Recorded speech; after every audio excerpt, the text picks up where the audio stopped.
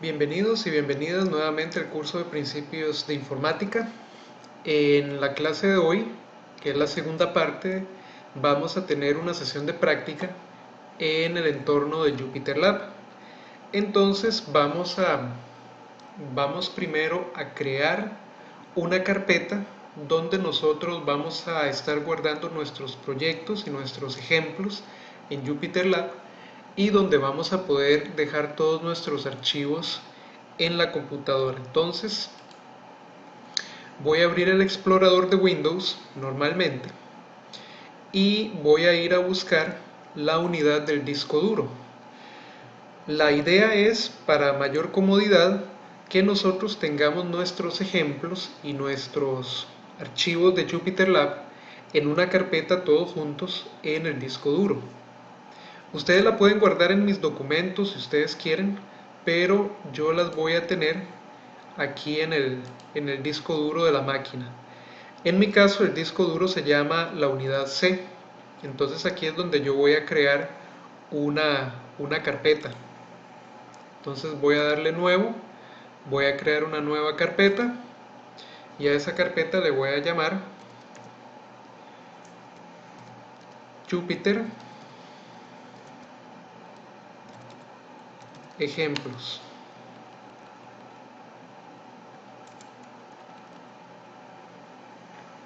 Ok, entonces esa carpeta va a quedar aquí guardada en el disco duro, y la idea es que nosotros corramos Jupyter desde esta carpeta para que entonces todos los archivos vayan quedando aquí mismo y nos vayan a quedar siempre en el mismo lugar. Entonces, una vez que han creado la carpeta en el disco duro, ya podemos cerrar el explorador y vamos a ir entonces a la línea de comandos nuevamente. Entonces acá en la barra de búsqueda vamos a escribir cmd, ¿verdad? Que es el comando para abrir la ventana de consola. Abrimos la ventana de consola y quedamos acá, ¿verdad? Este es el directorio en el que siempre, pues, en mi computadora aparecemos por defecto cuando abrimos la ventana de consola. Estamos en una carpeta que se llama Users, y dentro de esa carpeta estoy en otra carpeta que se llama Alejandro. Y lo que vamos a hacer es retornar al directorio raíz del disco duro, que es C. Entonces voy a escribir el comando cd ... Eso sería para cambiar directorio y salirme de esta carpeta y volver a la carpeta original, que era Users. Entonces vean que ahora con cd ... me salgo de la carpeta Alejandro y vuelvo a la carpeta original que se llamaba Users. Para volver al disco duro tendría que darle cd ... nuevamente y volveríamos a la unidad C. Ahora estamos en el directorio raíz del disco duro. Dentro de esta unidad C, si yo le digo dir de directory, vean que por acá me va a aparecer una carpeta que se llama Jupyter Ejemplos, que fue la que hicimos hace un momentito. Es un directorio que está dentro del disco duro, como ya nosotros sabemos. Entonces, para ingresar a esa carpeta, yo le voy a dar cd Jupyter Ejemplos. Y vean que entonces ahora con el comando cd, que es cambiar directorio, esta vez sin los puntos, damos el nombre de la carpeta en el disco donde queremos ingresar y entonces ingresamos esa carpeta. Esta es la carpeta, como les decía, en la que vamos a estar trabajando los ejemplos y los archivos en Jupyter, por lo que entonces ya una vez que estamos dentro de la carpeta, ya podemos llamar a Jupyter Lab. Entonces, igual que hicimos en la clase anterior, escribimos Jupyter Lab y le damos Enter. Entonces debería de abrirse de nuevo el explorador con el programa o con la interfase de Jupyter Lab, y deberíamos de aparecer ya dentro de la carpeta en la que nosotros estamos trabajando. Esta carpeta, como ven ustedes acá, es Jupyter Ejemplos. Entonces, todos los archivos que nosotros hagamos y salvemos en Jupyter, van a quedar guardados en esa carpeta. ¿Ok? Entonces es muy cómodo porque todos los archivos nos van a quedar juntos y de esa forma no se nos van a perder, y de esa forma también los podemos localizar más adelante usando el explorador, ¿verdad? Entonces, ya ahora que estamos aquí, el siguiente paso va a ser crear nuestro primer cuaderno de programación. Perfecto, ahora que ya estamos dentro de Jupyter Lab y que estamos aquí en la pantalla principal, vamos a crear nuestro primer cuaderno de programación. Y vean que eso lo tenemos aquí en esta parte de la pantalla donde nos aparece Notebook. Y vamos a seleccionar la versión o la opción Python 3, porque nosotros vamos a crear nuestro cuaderno de programación en lenguaje Python 3, que es el que tenemos instalado. Entonces le voy a dar clic acá y me aparece esta interfase. Esta interfase ya es un primer cuaderno de programación, y vean que aquí ya en mi directorio me aparece un primer archivo con extensión IPYNB, que es la extensión por defecto de los cuadernos de programación de Jupyter Lab. Ahora más adelante los vamos a salvar, le vamos a cambiar el nombre, etcétera, etcétera. Vean que aquí tenemos como lenguaje de interpretación Python 3, que es el que nosotros vamos a estar ejecutando. A esta fila de acá en el cuaderno le vamos a llamar un fragmento. ¿Ok? Este fragmento puede ser un código, o puede ser varias líneas de código, o podría ser texto o títulos. Ya vamos a ver más adelante. Pero vean, por ejemplo, si yo escribo aquí 45 más 72. Ok, ya eso es una línea de código y le estamos pidiendo a la computadora que nos sume 45 más 72. Si yo lo quiero ejecutar, vengo acá y le doy Run. Ven que aquí tengo como un botón de play, entonces acá ese es el botón con el cual nosotros podemos ejecutar un fragmento de código. Entonces yo le voy a dar play acá y vean que me aparece el resultado, 117. Yo puedo ir de nuevo a la línea de código, puedo cambiar el número, digamos 45 más 80, le doy play, se me actualiza nuevamente el resultado. Y vean que aquí entre paréntesis cuadrados me va apareciendo un número 2. Vean, por ejemplo, si yo vengo acá y coloco menos 45 más 80 y le doy play. Bueno, vean que como modifiqué el fragmento de código, ahora el resultado me aparece en rojo. Es decir, este resultado está desactualizado. Si yo quiero actualizarlo, le voy a dar play nuevamente y me aparece 35, que es el resultado. Y ahora el número es 3. Este número entre paréntesis cuadrados es el número de veces en que hemos ejecutado una cierta línea de código. Eso es importante porque de esa forma llevamos un control de cuántas veces hemos modificado un cierto fragmento de código. Vean que yo puedo perfectamente darle clic derecho a este segmento y le puedo decir delete y lo elimino, ¿verdad? También lo puedo copiar, lo puedo cortar, lo puedo pegar en otra parte. ¿Ok? Otra cosa importante es que nosotros podemos manejar también otro tipo de fragmento de código.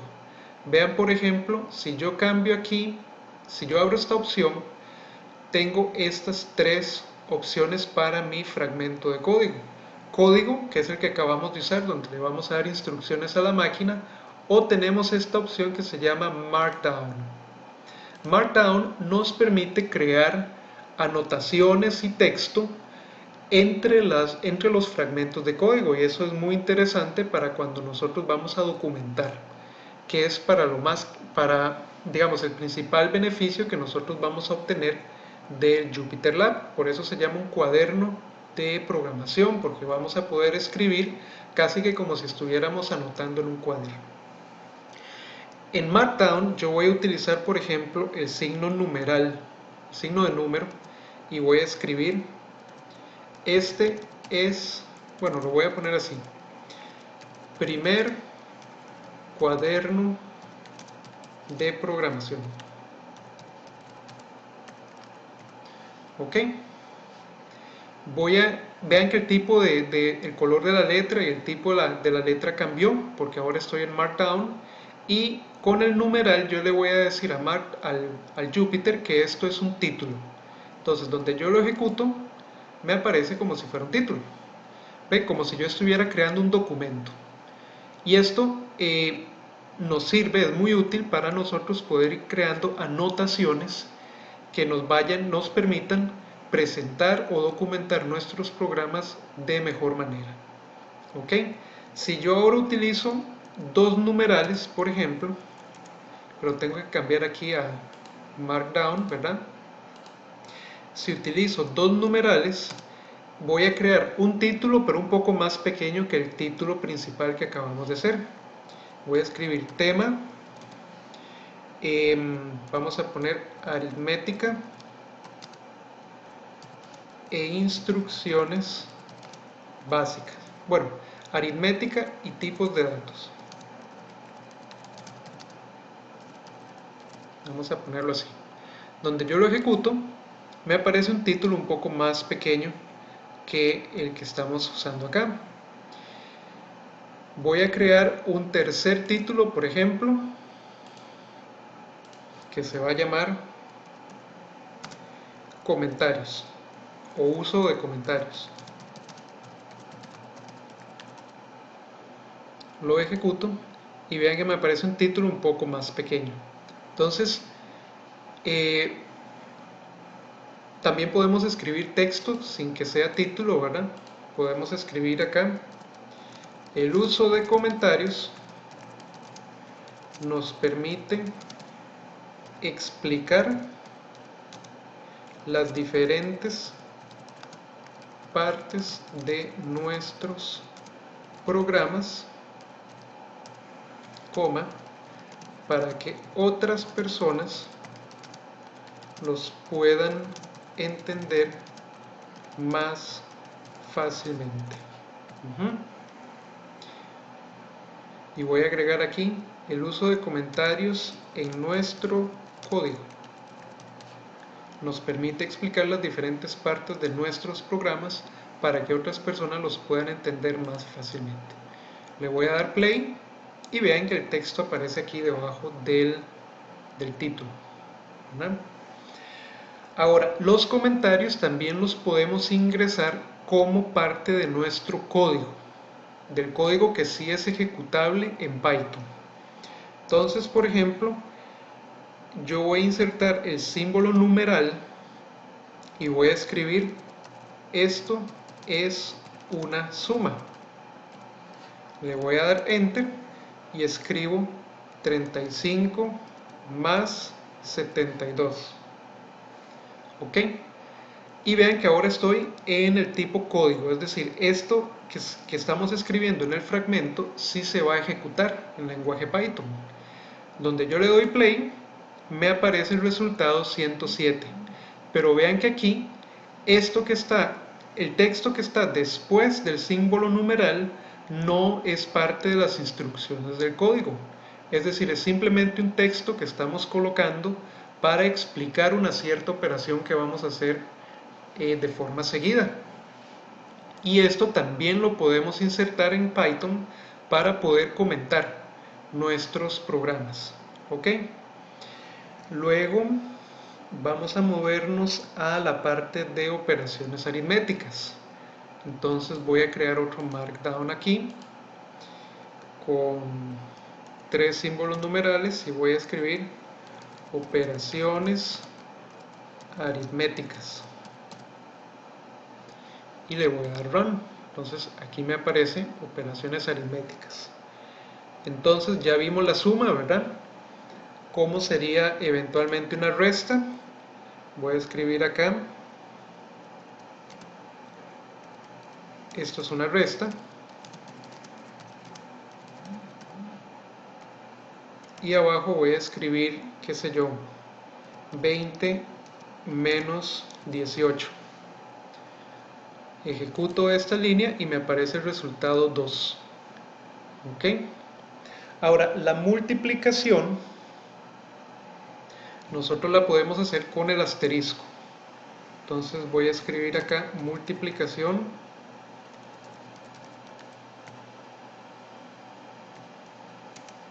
y voy a escribir qué sé yo, 13 por 8. Le doy run y me aparece el 104. Ok, ese sería el resultado de multiplicar 13 por 8. Ahora veamos la potenciación. ¿Cómo se hace la potenciación en Python?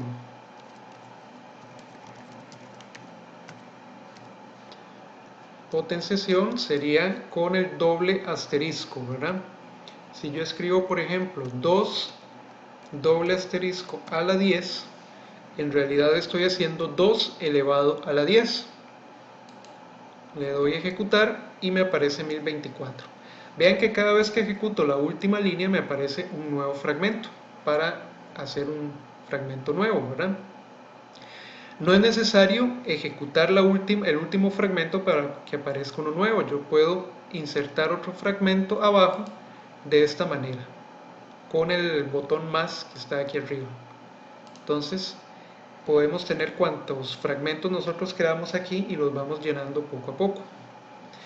Luego hay que tener en cuenta una cosa. Vamos a ver ahora la raíz cuadrada. ¿Cómo aplicaríamos la raíz cuadrada de un número?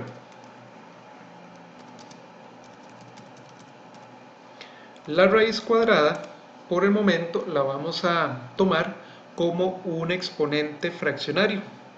Por ejemplo, si yo escribo 9 elevado a un medio, lo escribo de esta manera. Vean que estoy usando el paréntesis para agrupar todo el exponente de este 9. Va a ser un exponente fraccionario, por lo tanto es una raíz cuadrada, la raíz cuadrada de 9. Lo vamos a ejecutar y nos aparece 3. Ahora, vean que este 3 viene con un punto. Estos no tenían punto, mientras que este sí. Y eso es lo que habíamos hablado anteriormente de los tipos de datos. Este 2, este 104, este 1024 son números enteros, son integers para Python. Este otro que está acá, que es 3.0, es un número flotante, es decir, es un número de mayor precisión e involucra una parte fraccional. En este caso es una parte fraccional 0, pero el tipo de dato que nos está generando Python en este momento es un flotante. Luego vamos a ver algunas instrucciones importantes para ver el tipo de dato que tenemos. Entonces, muy importante también, recuerden que en Python no utilizamos coma como punto decimal, sino que utilizamos el punto. Si yo escribo, por ejemplo, 3,8 más 5 y lo intento ejecutar, me va a aparecer otra cosa que no es el resultado que yo ando buscando. Esto es un par ordenado.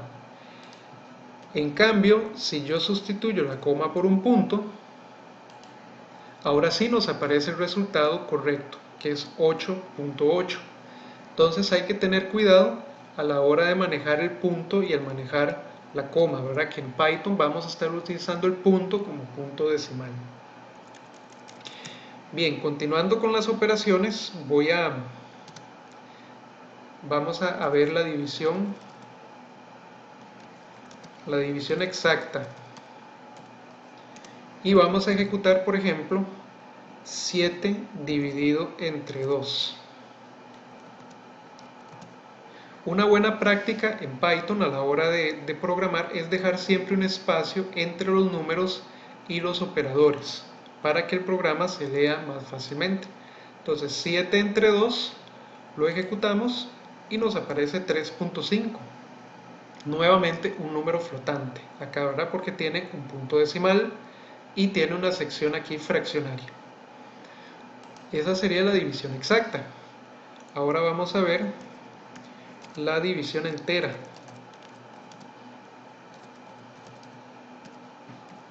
La división entera la utilizamos con la doble barrita inclinada. Entonces, por ejemplo, si yo tomo ahora 7 y lo divido de forma entera entre 2 y lo ejecuto, vean que el resultado es 3 y el resultado siempre va a ser un entero porque es división entera. 7 dividido entre 2 me da 3 y me sobra 1. El 1 no aparece porque nada más le estamos diciendo a la computadora que nos muestre el resultado de la división entera. Entonces nos va a aparecer nada más la parte entera, que es 3. Nosotros podemos utilizar también la operación de módulo o módulo de la división, y esa funciona con el símbolo de porcentaje. Entonces, si usamos el mismo ejemplo, por ejemplo, 7 módulo 2 y le damos ejecutar, el resultado es 1, porque es el residuo de dividir de forma entera 7 entre 2. 7 entre 2, como dijimos antes, nos da 3 y nos sobra 1. Entonces, la división entera nos devuelve la parte entera. El módulo de la división nos devuelve el residuo, en el caso de que exista. Podemos ver algún tipo de excepción en este módulo. Por ejemplo, si yo tomo 7 módulo 9, por ejemplo, y lo intento ejecutar, me va a dar 7, ¿verdad? ¿Por qué? Porque 7 no es divisible de forma entera entre 9. Entonces nos da un resultado de la división 0 y nos sobran los mismos 7, ¿verdad? Entonces recuerden que el módulo siempre va a ser el residuo. Voy a devolverlo a como estaba, 7 módulo 2, y me da 1. Bien, también funciona para números fraccionarios. Por ejemplo, yo puedo tener 3, vamos a ver, 7.5 módulo 3.5, y vamos a ver cuánto nos da este resultado. En este caso el resultado es 0.5 porque 7.5 dividido entre 3.5 nos cabe 2 veces y nos sobran 0.5, ¿verdad? 3.5 por 2 me da 7, y para llegar a la cantidad original faltarían 0.5, que es el resultado del módulo de la división. Bien, hasta aquí tenemos las operaciones aritméticas básicas. Vamos a ver una excepción importante. Voy a poner aquí excepción división entre 0.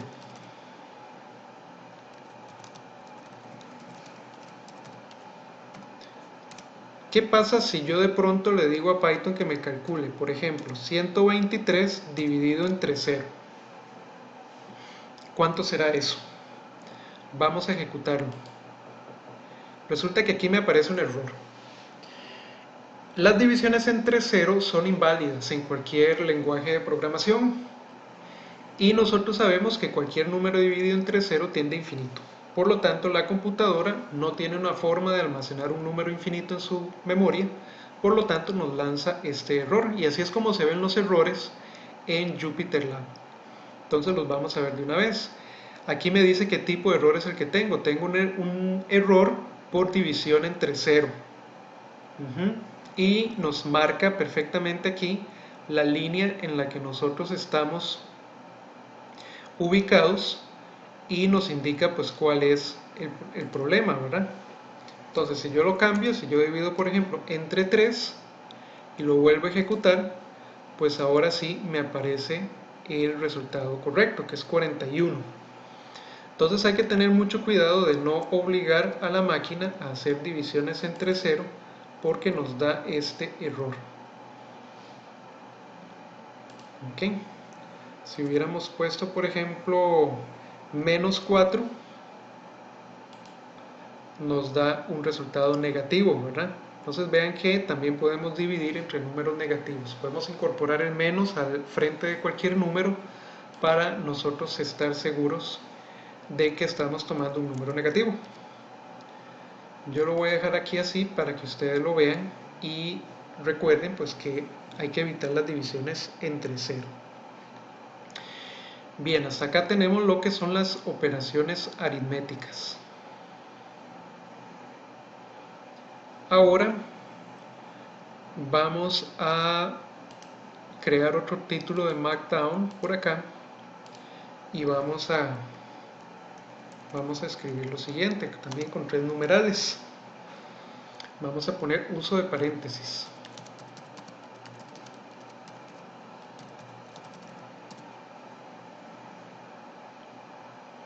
Vamos a ejecutar.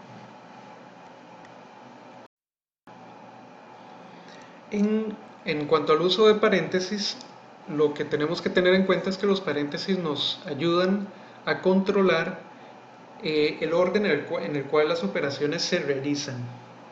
Por ejemplo, vean la diferencia si yo ejecuto 10 multiplicado por 5 más 3 y lo ejecuto, el resultado son 80, porque aunque la multiplicación tiene prioridad sobre la suma, dada la presencia de los paréntesis, yo estoy obligando a Python o a la computadora a que primero ejecute esta suma y que el resultado sea el que se multiplique por 10. 5 más 3 es 8, una vez que tenemos ese 8 lo multiplicamos por 10 y el resultado es 80. Si yo no uso paréntesis, si yo digo 10 multiplicado por 5 más 3, vean lo que pasa con el resultado. El resultado ahora me da 53. ¿Por qué? Porque al no estar los paréntesis, entre multiplicación y suma tiene prioridad la multiplicación. Por lo tanto, primero se resuelve 10 por 5, que es 50, y a ese resultado lo multiplicamos por 3. Le sumamos 3 y nos da un resultado 53. Entonces, los paréntesis nos sirven para controlar el orden en el que las operaciones se realizan. Voy a agregar aquí una fila, ¿verdad? Me posicioné en este título y le di más, me apareció un fragmento nuevo. En ese fragmento nuevo voy a colocar un Markdown y voy a escribir texto. Los paréntesis en programación nos ayudan a controlar el orden en el que se realizan las operaciones aritméticas. Punto. Lo ejecutamos y nos queda el texto aquí bien bonito. Entonces, aquí perfectamente pudimos darle un enter al inicio, colocar un comentario de código y poner operación con paréntesis. Lo ejecutamos y ven que no cambia nada. Ya estamos por la vez número 24 que ejecutamos que hacemos una ejecución en este programa. Y aquí podemos agregar también una línea de comando y podemos poner operación sin paréntesis, para que ustedes vean la diferencia entre usar paréntesis y no usar paréntesis y cómo eso afecta el resultado final. ¿Ok? ¿Qué más tenemos por acá? Podemos multiplicar paréntesis, por ejemplo. Multiplicaciones con paréntesis o entre paréntesis.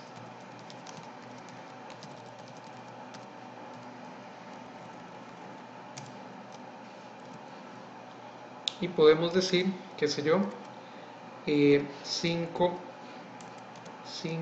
más 4 multiplicado por 4 menos, y ponemos otro paréntesis dentro de otro paréntesis, digamos 3 menos 2.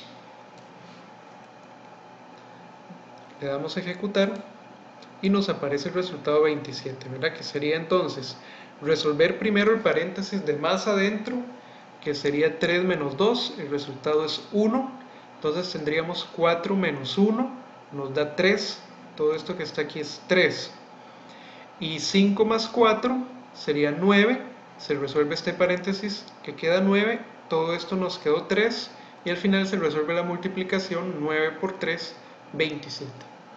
¿Verdad? Entonces los paréntesis los podemos ir anidando de la misma forma en la que los utilizamos cuando manejamos matemática normal, ¿verdad? A mano o álgebra. Bien, hasta aquí tenemos lo que son las operaciones aritméticas, el uso de paréntesis. Vamos a crear otro markdown por aquí y vamos a ver comparaciones.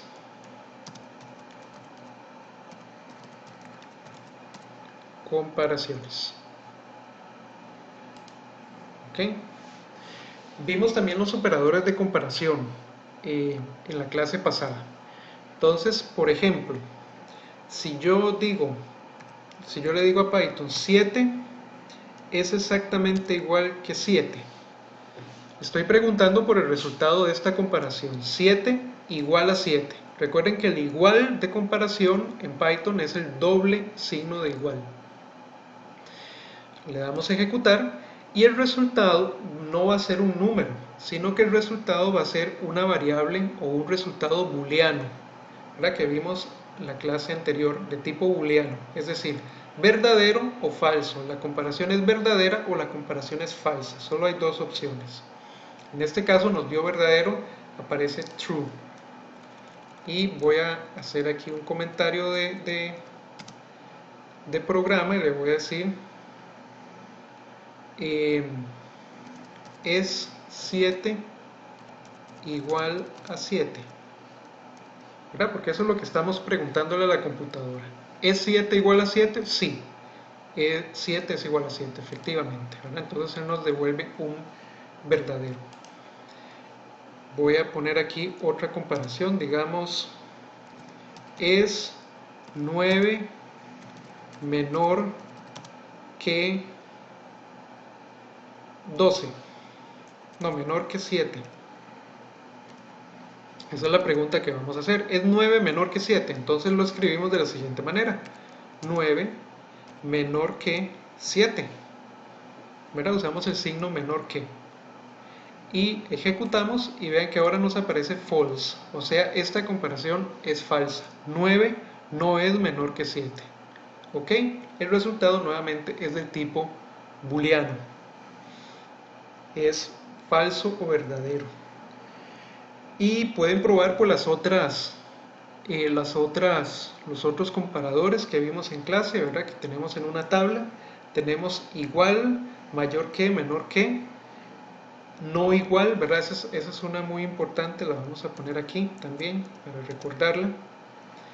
Vamos a preguntar, ¿es 12 diferente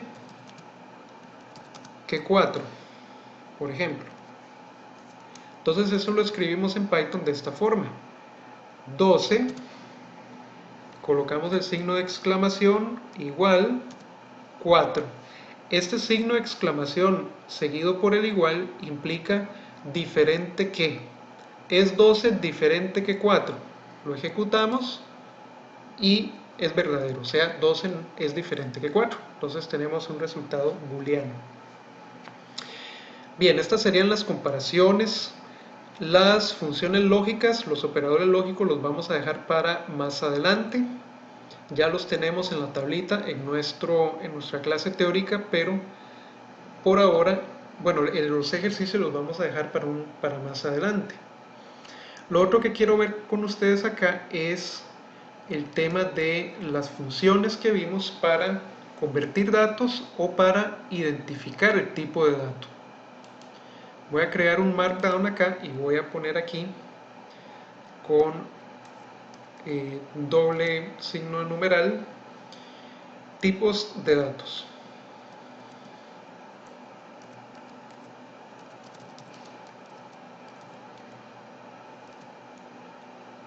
Tipos de datos.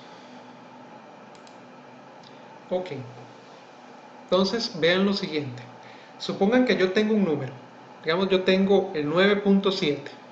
Yo sé que es un número flotante, pero yo quiero preguntarle a Python, no estoy muy seguro y quiero preguntarle a Python que qué tipo de dato es el 9.7.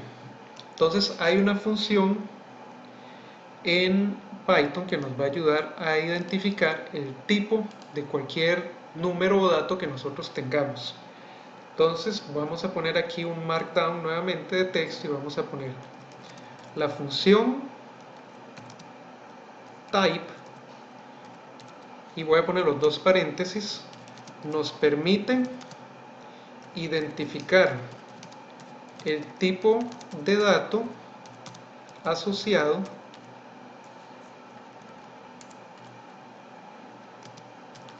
con un cierto número o cantidad. Ok, lo voy a ejecutar para poner ese texto acá y vamos a usar esa función type. Lo que está entre paréntesis en la función type es el dato que nosotros queremos probar. Entonces, por ejemplo, yo voy a escribir type, esta es una línea de código, ¿verdad? Type, y entre paréntesis, aquí sí no puedo dejar un espacio, ¿verdad? El paréntesis tiene que estar justo después de type, porque type es una función. Entonces voy a preguntar type de 4, a ver qué me responde Python. Le doy a ejecutar y Python me devuelve int, es decir, 4 es un entero. Ok, entonces ya yo sabía que es un entero, pero estamos confirmando de esta forma que que 4 efectivamente para Python es un entero. Si yo escribo, por ejemplo, type de 16.843, por ejemplo, y le doy run, correr, Python me devuelve float, o sea, 16.843 es un valor flotante, es un número real, ¿verdad? Vamos a hacer otra prueba con type. Voy a escribir type y voy a colocar, digamos, 9 más 7j. Como ya les expliqué en la clase teórica, esto es un número complejo y j representa o indica la parte imaginaria. J vale raíz de menos 1. Entonces, donde yo ejecuto esto, me aparece complejo. ¿Qué pasa si yo quito la j y pongo una k, por ejemplo? Lo ejecuto, me sale un error de nuevo. Sintaxis inválida. ¿Por qué? Porque k no la he definido, no está definida de ninguna manera. Para identificar el número complejo como es, yo tengo que usar la j, no puedo cambiar esa j por otra letra. Entonces vean que si yo la cambio por otra letra y no defino esa letra, pues obviamente me va a salir un error. Y vean que el JupyterLab me marca como con una flechita en la línea de código el valor que JupyterLab o que Python no está reconociendo, que es esta K, ¿verdad? Entonces me acuerdo que no es K, que es J, ¿verdad? Entonces la corrijo, lo vuelvo a ejecutar y ahora sí me sale complejo. Muy bien. Entonces vean que con la función type yo puedo verificar el tipo de dato de cualquier cantidad que yo tenga. Sin embargo, vean que cuando los hemos manejado aquí en operaciones aritméticas y de comparación, no hemos tenido que definir el tipo de dato. Python lo ha hecho automáticamente. Entonces, eso nos facilita mucho las cosas. Vamos a ver también las funciones de conversión de tipos numéricos. Entonces voy a crear un markdown aquí abajo y vamos a colocar entre dos símbolos numerales conversiones entre sistemas numéricos. Lo ejecutamos, tenemos un título y, por ejemplo, yo tengo un número decimal y quiero convertirlo a binario. Entonces yo voy a escribir bin entre paréntesis, que es una función nuevamente que me permite convertir un número de decimal a binario, y voy a escribir, por ejemplo, el número decimal 159. Ok, le voy a dar run y vean que me aparece este número de acá. Este 0b que está aquí al frente es un indicador de que el número que sigue es un número que está en binario, no está en decimal. Entonces el 159 lo escribimos en binario como el 1001 1111. ¿Ok? Y se le agregó este 0b aquí al frente para indicar que es un binario. Entonces tenemos que darnos cuenta pues que es un binario. ¿Qué pasa si utilizamos, por ejemplo, la función x? La función x nos permite convertir de decimal a hexadecimal. Entonces voy a convertir a hexadecimal el número, digamos, 89 decimal. Le voy a dar run y vean que el 89 decimal equivale en hexadecimal a un 59. Este 0x lo que significa nuevamente es que el número que viene después está en hexadecimal. Entonces 0b se usa para binario, 0x para hexadecimal. Y podemos utilizar también la función, vamos a ver, oct, que es para transformar de decimal a octal, y voy a transformar por ejemplo el 44 decimal. Lo ejecuto y vean que ahora sale un 0 o 54, es decir, el 44 decimal corresponde al 54 en octal, y este 0 o es para identificar el sistema octal. Aquí vamos a poner unos comentarios de código también. Vamos a poner decimal a binario con la función bin, ¿verdad? Aquí vamos a escribir otro comentario que va a ser decimal a hexadecimal, y por acá otro comentario que va a decir decimal a octal. Ok. Ahora vean esto también que podemos intentar en Python. ¿Qué pasa si yo intento transformar a hexadecimal un 89.78? Es decir, un número flotante. Si le doy run, me da un error, ¿verdad? ¿Cuál es el error? Decimal a hexadecimal. Flotante o un objeto flotante no puede ser interpretado como un entero.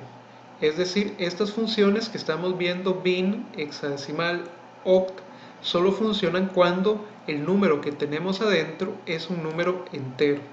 Entonces, flotante o un entero, un dato, perdón, de tipo flotante, no nos va a servir como entrada para la función x, en este caso, para ninguna de estas funciones. Entonces hay que tener en cuenta que lo que podemos transformar son enteros en este momento. Ahora, ¿qué pasa si yo tengo un número binario y lo quiero transformar a decimal? Ningún problema. Yo puedo hacer la conversión al revés. Entonces vamos a ver binario a decimal. Entonces voy a utilizar ahora la función int, ¿verdad?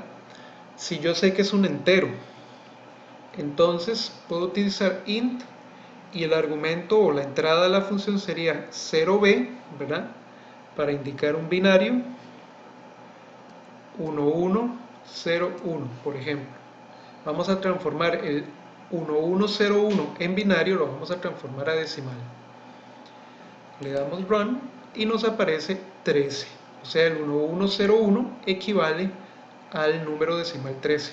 Recuerden colocar el 0b para indicar que este número que estamos colocando es un número binario. Lo mismo podemos hacer para transformar de hexadecimal a decimal.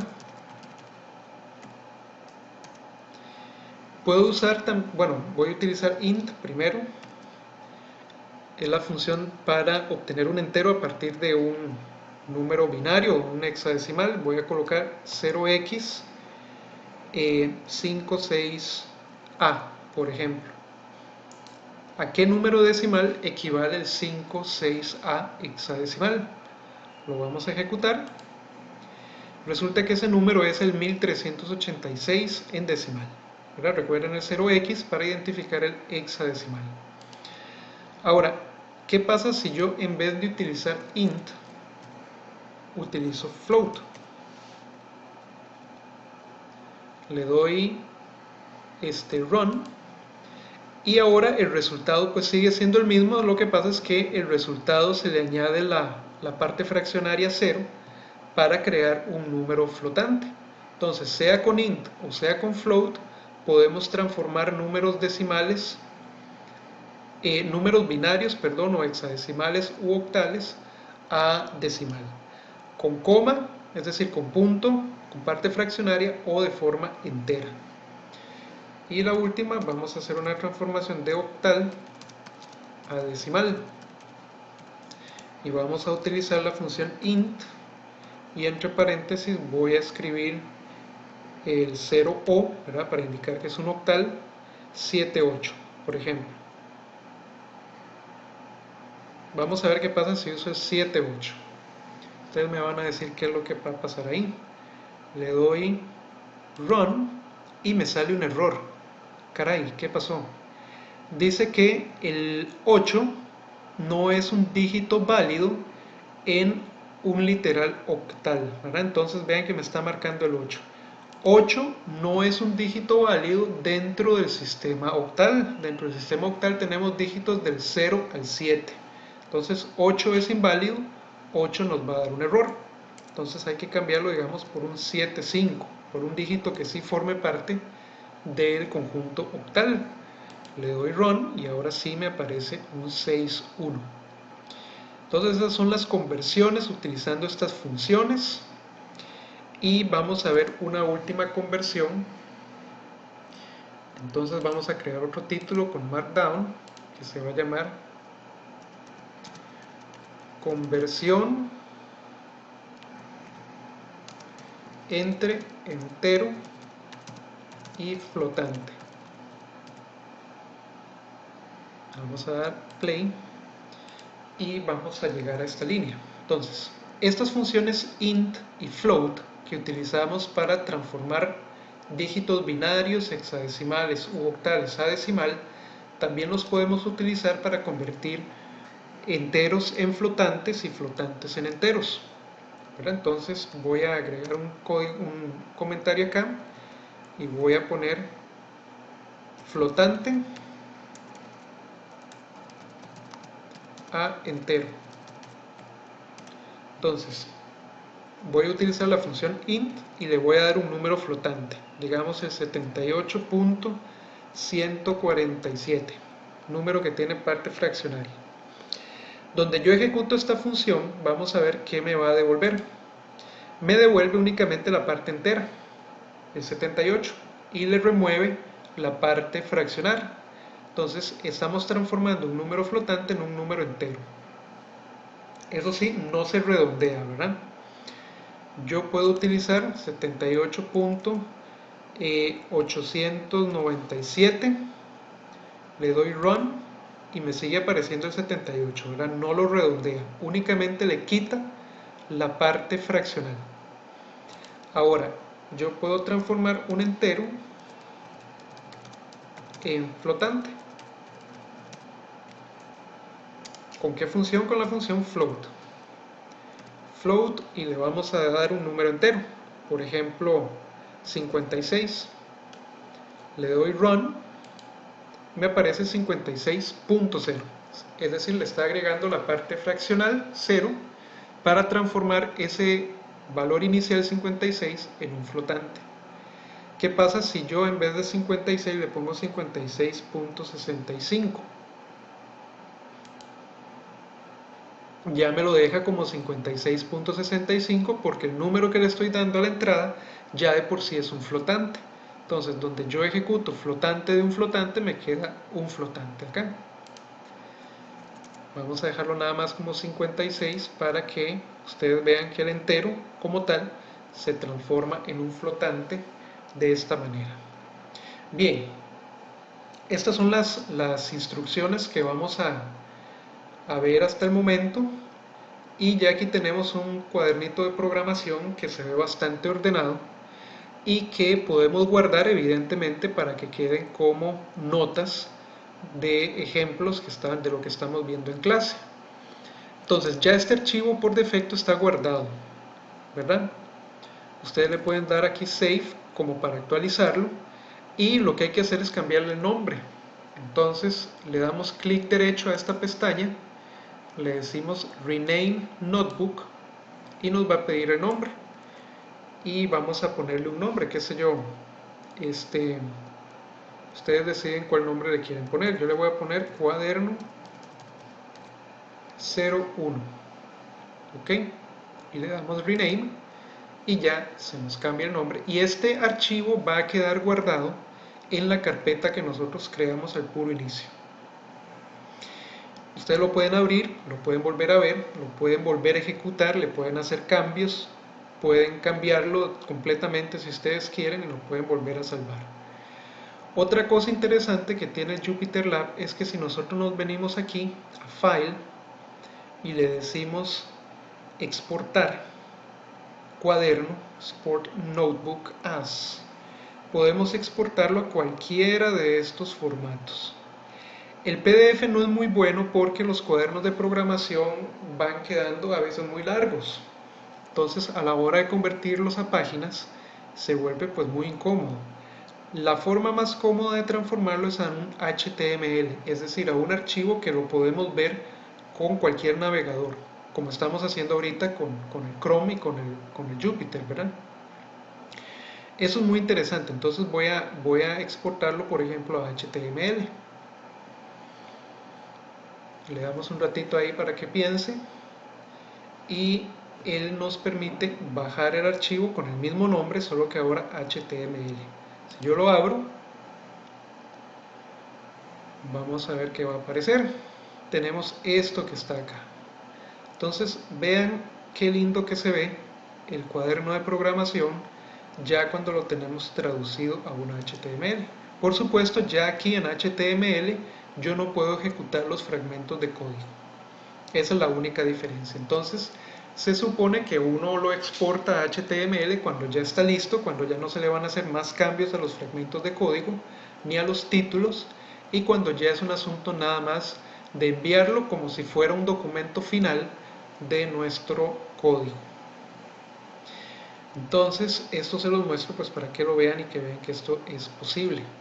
Este cuaderno queda también en el HTML guardado en la carpeta donde ustedes tienen, digamos, los archivos que ustedes bajan, ¿verdad? No queda en esta misma carpeta, sino que como lo descargamos, eso quedó en la carpeta de downloads de sus computadoras. Bien, hasta aquí vamos a llegar con la clase práctica de hoy.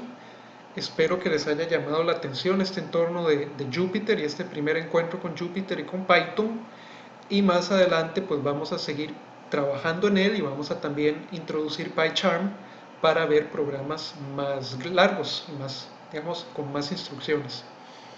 Cualquier duda, como siempre, ustedes me contactan, sea por WhatsApp, o sea por correo electrónico, o sea por mediación, y probablemente también tengamos sesiones síncronas para dudas en el momento en el que ustedes lo necesiten. Perfecto, entonces nos veríamos en un próximo video. Muchas gracias.